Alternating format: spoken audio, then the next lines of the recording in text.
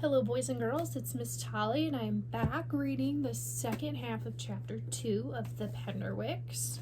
Where we left off, the girls had just picked out their rooms and Skye had just wandered off to go hunt through Mrs. Tifton's gardens, which she is absolutely not supposed to do. So we are about to read and find out what happens when she does that. So let's get started. On one side of the property, a high stone wall separated the cottage from its neighbors. Along the front and the other side ran a boundary hedge. Skye knew that Mrs. Tifton's gardens were beyond that hedge. She had two options for getting there. She could walk back up the driveway and through the break in the hedge. Boring, and likely to lead to being caught. It's hard to hide on a driveway. Or she could crawl through the hedge and emerge in some sheltered garden nook where neither Mrs. Tifton nor anyone else would be likely to see her. Definitely option 2, Skye decided, veering away from the driveway and toward the hedge. But she found the hedge to be thicker and more prickly than she had anticipated, and after several attempts to crawl through, she had accomplished nothing except snagging her hat twice and scratching her arms until it looked like she had fought a tiger. Then, when she was just about to give up and go around by the driveway, she discovered a way in. It was a tunnel, carefully hidden behind a clump of tall wildflowers, and just the right size for going through on all fours. Now, if Rosalind had been the first to discover that tunnel, she would have noticed that it too was neatly trimmed and pricker-free to be there by mistake, and she would have figured that someone used it often and that someone probably wasn't Mrs. Tifton. If Jane had been the first, she too would have realized the natural forces hadn't formed the tunnel. Her explanation for it would have been nonsense. An escape route for convicts on the run or talking badgers. But at least she would have thought about it. But this was Skye. She only thought, I need a way through the hedge and here it is, and then she plunged. She emerged on the edge of an enormous formal gardens, directly behind a marble statue of a man wrapped in a bedsheet and holding a thunderbolt over his head. It seemed to Skye a ridiculous thing to put in a garden, but she was glad for the cover. She peered around the marble man. She was in luck. There was only one person in sight pulling weeds from between flagstones, and he was already a friend. Cagney, she called out and ran over to him, lifting her hat to show him her blonde hair. It's me, Skye Penderwick. Blue sky, blue, he started to say, but was cut off because now someone else was shouting his name. Someone who was close by and coming closer. I'd better hide you. Sound like she's in a bad mood. Who? Asked Skye. The Cagney was already lifting her right off the ground and into a large urn carved all over with vines and flowers. Keep your head low and stay quiet till she's gone.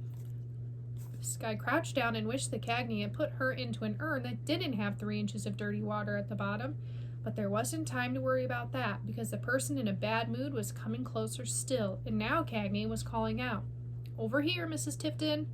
Skye froze. The mysterious Mrs. Tifton. If only Skye could see. Why didn't urns have spy holes in them? For heaven's sake, Cagney, didn't you hear me calling? I don't have time to be hunting you down.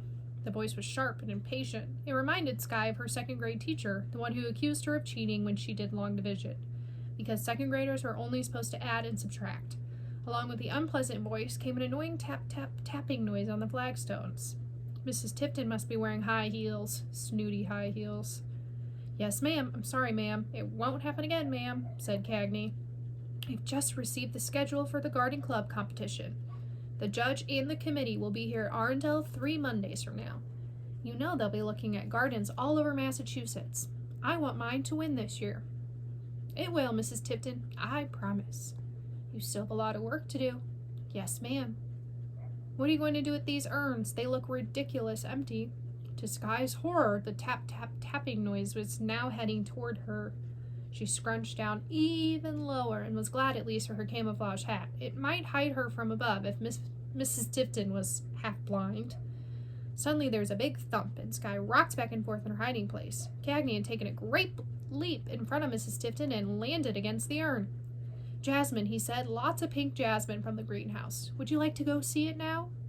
Help me select the best plants?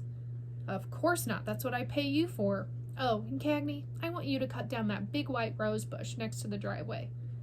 The fimbriata? To Skye, Cagney's voice sounded the same as her father's had the day Hound ate a rare orchid. It scratched Mrs. Robinette's car after the last garden club committee meeting. Get rid of it. Yes, ma'am. When Mrs. Tifton's high heels had faded off into the distance, Skye felt safe enough to look up. Cagney was staring down at her gloomily. He said, "My uncle planted that rose 30 years ago. He wrapped it in burlap every winter to keep it alive. I can't kill it now just because Mrs. Robinette doesn't know how to steer." He lifted Skye out of the urn. "Your uncle was a gardener here too?" said Skye. "Uh-huh. I started coming over after school to help him when I was younger than you. He retired last year, and Mrs. Tifton gave me his job." Skye bounced up and down to squish the dirty water out of her sneakers, then had a thought. "Why not move the rose over to our cottage? Daddy can take care of it while we're here." Cagney brightened. "I could do that. Mrs. Tifton would never know, and I wouldn't need to bother your father. I'll come over to water it every day." Then came that voice again from far away. "Cagney." "Here we go again," said Cagney. "You better get out of here. I'll head her off before she sees you." Although Skye would have preferred getting into the urn and spying on Mrs. Tifton again, she knew Cagney was right. She shook his hand goodbye, then dodging from bush to bush, made her way around the back of the marble thunderbolt man. "Cagney," she heard again closer. Skye hurled herself into the hedge tunnel and crash, slammed into someone and fell to the ground in a tangle of arms and legs. Ouch! She checked her head for blood, but the camouflage hat had softened the blow, and there was no major damage, which was good, because she'd still have the strength to murder whichever of her sisters had caused this accident. She untwisted herself, pushed her hair out of her eyes, and looked at the person lying half under her. It wasn't one of her sisters. It was a boy about her own age with freckles and straight brown hair. His eyes were closed, and he was pale and lying still. "Are you unconscious?" said Skye in a panic. She yanked off her hat and fanned him with it. She had seen a cowboy use his hat to revive another cowboy in a movie once, but this wasn't working. The boy's eyes didn't open. Sometimes in movies they slap people, she thought, but she hesitated to slap someone she had just knocked out. Still, the boy was in trouble. If she had to slap him, she had to. She pulled her hand back, and he opened his eyes. "Oh, thank goodness," said Skye. "I thought you were dying." "Not yet. Does your head hurt?" He touched his forehead and winced. "Not too bad." "Okay, good. I'm going to help you get home. Where do you live?" "I live..." "Jeffrey!" It was Mrs. Tifton's voice again, and she sounded very, very close now. Skye put her hand over the boy's mouth and whispered, "Shh, trouble. That's snooty Mrs. Tifton, and she's a real pain. If she'd caught us in her garden, she'd..." The boy jerked away from her hand and struggled to sit up. He was even more pale than before, so pale she could count every freckle on his face. "Are you all right? You look like you're going to be sick," she said. "Jeffrey, where are you?" came Mrs. Tifton's voice again. Then Skye finally understood. "Oh, no." "Excuse me," said the boy with great dignity. "My mother's calling me, and you're in my way."